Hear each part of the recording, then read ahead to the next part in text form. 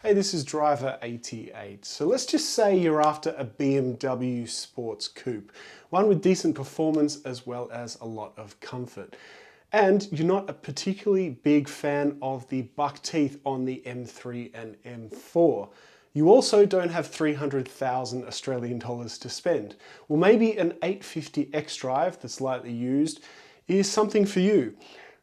So I've decided to head on down to Dutton 1, which is one of the largest prestige dealers in Australia, to drive the 8 Series, which I've never driven before, neither the first generation or this most recent one. It comes with a nice sounding V8. I'm going to see if it's worth buying one of these rather than spending a bit more money on an M4 coupe.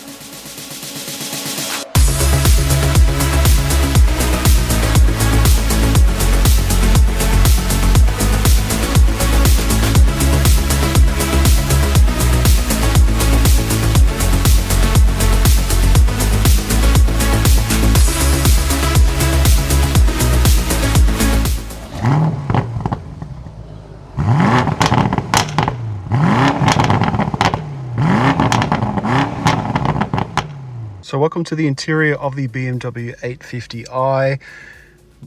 There's a few things that I really like about this interior. The first one is that the dual landscape screens. That's my sort of favorite setup. Whether they're completely connected or not, I really can't stand panoramic screens, so that's a plus. The steering wheel, it's not too fat, even though it's a BMW steering wheel, so I'm liking that. We've got some paddles that could maybe feel a little bit more premium. However, the rest of the interior with this LED lighting is super luxurious. There's not that much piano black in here, which is a plus, unlike some newer AMG models, and everything else is leather. We've got leather on your interior trim here, your center console, throughout the dash, throughout the doors, on your center console here as well. We've got small seats in the rear, but good enough for short trips. These seats are a nice mixture of side bolstering, and they're not too hard or soft. Really a fan of newer BMW interiors these days. Now we've got two Type-C ports, one next to our dual cup holders and one in our center console. Now I kind of like this style of setup with space here to use and put things, your keys, etc. I'm not a big fan of having one enormous extra digital screen, which I don't need for all sorts of modes and silly things when you've already got one up here. But lots of other manufacturers are putting screens here. I'm not really sure how that adds value. Now I just have to mention, of course, the crystal gear shifter. This is not going to be to everyone's taste. We've got the little 8 signifier there in the middle. I really don't mind it. It looks quite different in real life than on film. It's going to be a love or hate feature for sure, but it's kind of growing on me quite quickly.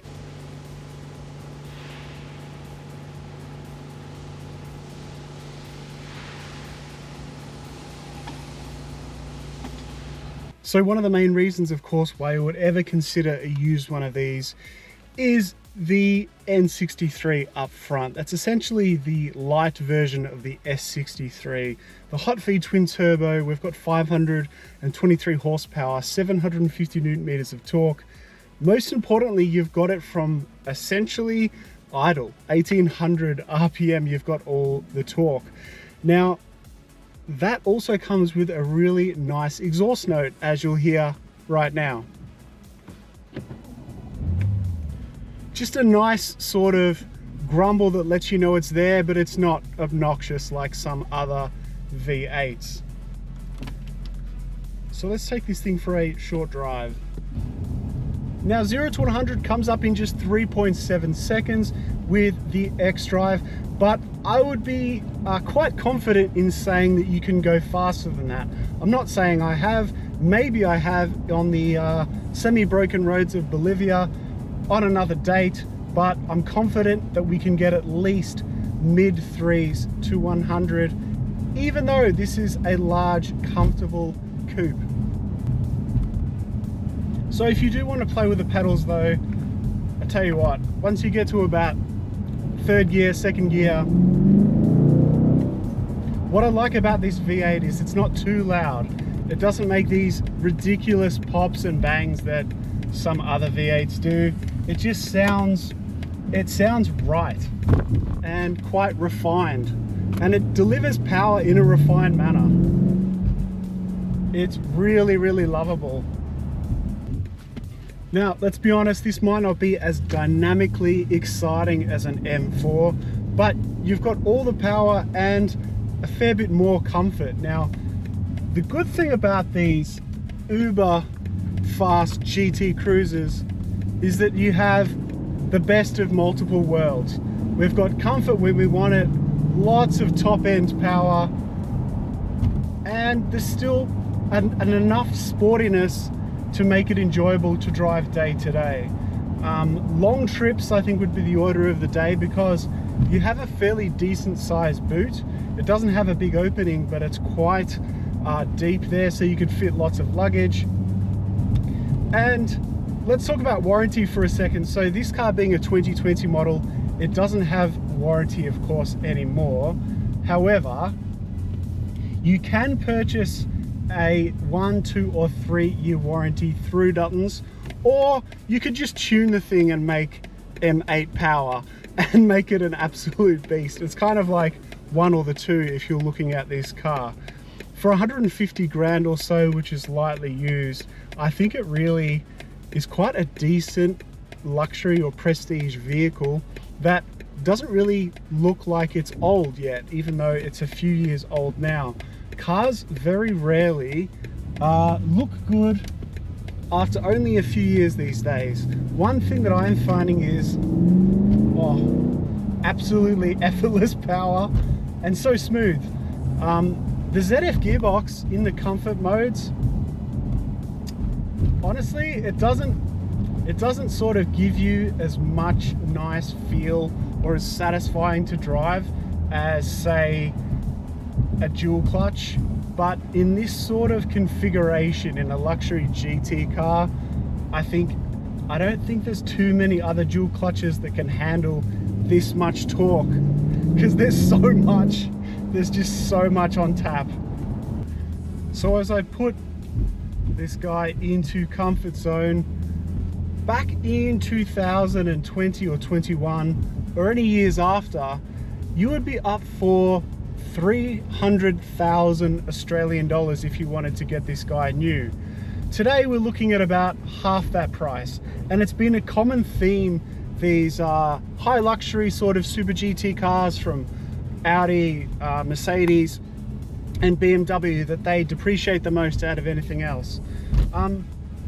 300 grand is a lot of money, and I tell you, it does feel very premium in here.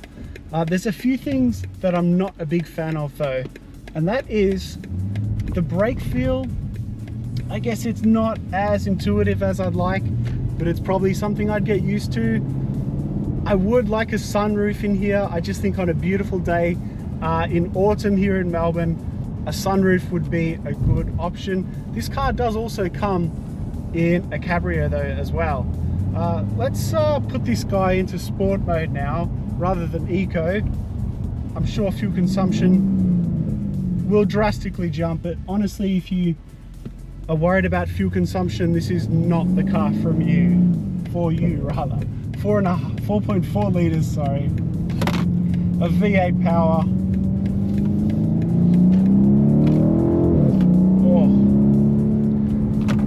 I like the amount of body roll in sport mode. There's like a little bit, but not too much. It's just the right amount for a GT car. So one thing that I don't like about this car is that I'm driving it in Australia, one of the most over-policed and slowest roads in the first world, and this car is so quiet. When you're going 100 kilometers an hour, you may as well feel like you're not moving. That's how refined and quiet it is. And when you want it to make noise, you can put it into sport mode and hear the lovely V8. Now, in comparing this guy to a new M4 xDrive competition, which is 200 grand plus, I believe, with options at the moment, I do think, however, that since then, over the last few years, the new tuning of the ZF gearbox has gotten better than this one. That's about the only gripe. It's most certainly not something that's pervasive, but it's just not always in the right gear at the right time. But it gets made up for by the endless 750 newton meters of torque at 800 RPM.